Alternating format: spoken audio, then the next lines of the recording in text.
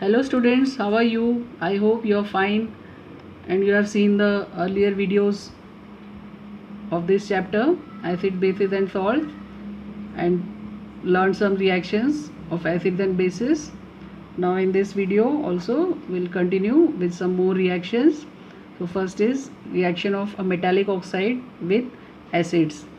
How a metallic oxide reacts with an acid. Copper oxide, so it is oxide of copper plus acid, dilute HCl.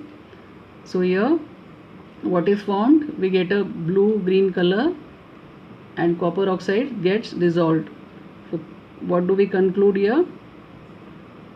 The blue green color is due to the formation of copper chloride.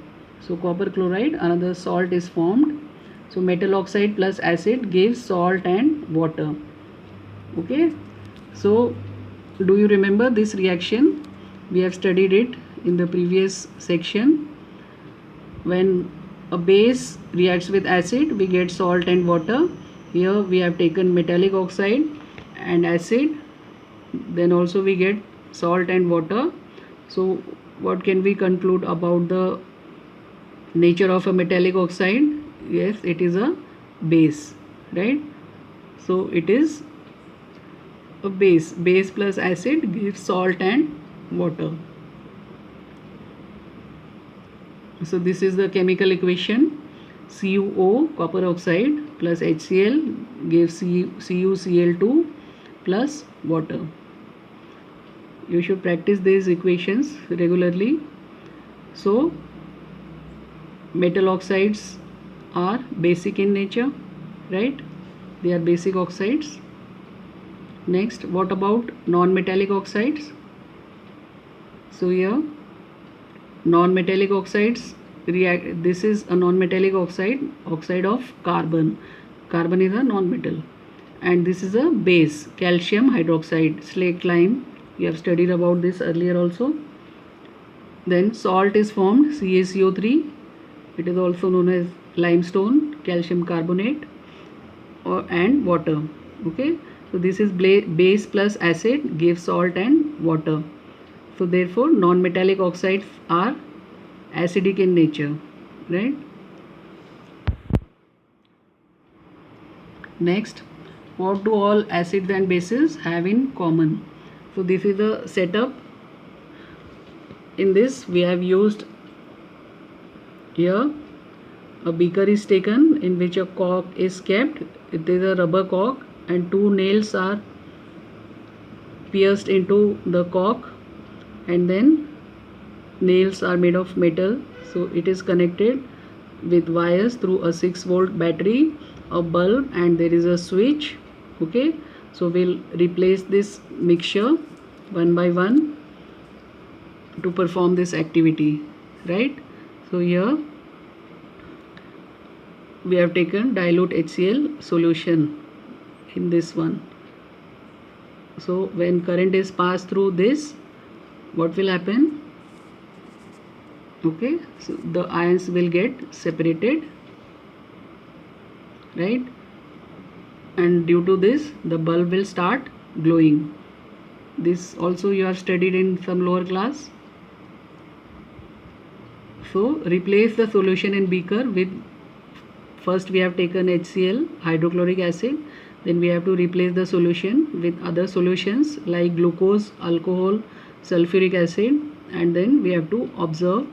Okay, so we observe that the bulb glows in the case of hydrochloric acid and sulfuric acid, and does not glow in the case of glucose and alcohol, right? So we can say that they are different substances.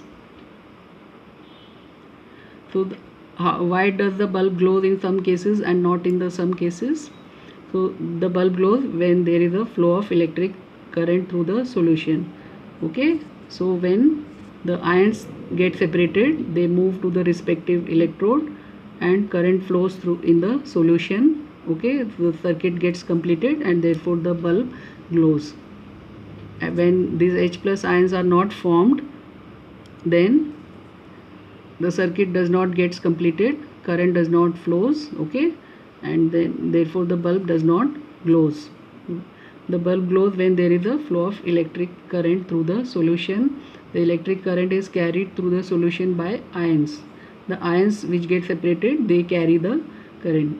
Since the cations present in acids is H plus, acids produce hydrogen ions, H plus ions aqueous in solution, which are responsible for their acidic properties, right? So the acidic properties are due to the H plus ions present in the acids. So in the same way, the basic property of the bases is due to the presence of OH minus in them, which is known as hydroxide ion. So if we take bases also in place of acids, the bulb will glow, okay, because the ions get separated. Then what happens to an acid or a base in a water solution? When an acid or a base is put in as water, then what happens? Okay, so here sodium chloride is taken and then H2SO4, concentrated H2SO4 is poured drop by drop in the solution. Then what happens? A gas is evolved, right? Now this gas is passed through a tube and this guard tube, and this guard tube contains some calcium chloride from this tube, okay? So this tube contains calcium chloride. So this gas gets dried up. So which gas will be produced if H2SO4 is taken? Yes, hydrogen gas. So when a litmus paper is brought near this, and this litmus paper is moist litmus paper, so gas reacts with this water, and then this litmus paper, blue litmus paper, turns red, so showing the presence of H plus ions.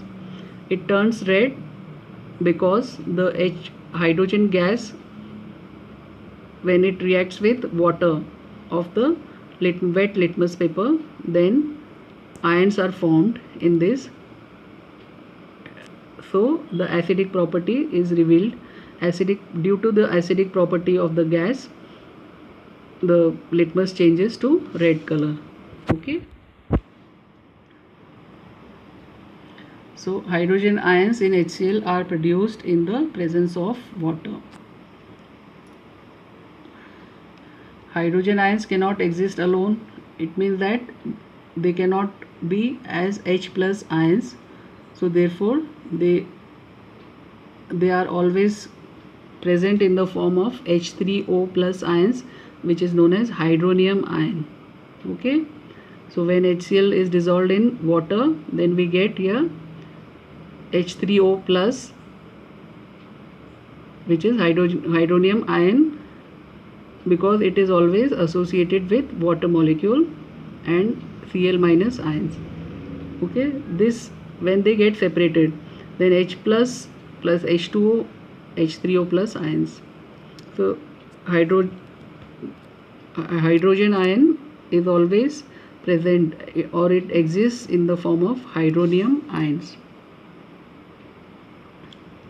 Now bases, they generate hydroxide ions in water, okay? All the bases, they generate hydroxide ion, OH minus ion, when they are dissolved in water. Like acids, they generate H plus ions, bases generate OH minus ions. Then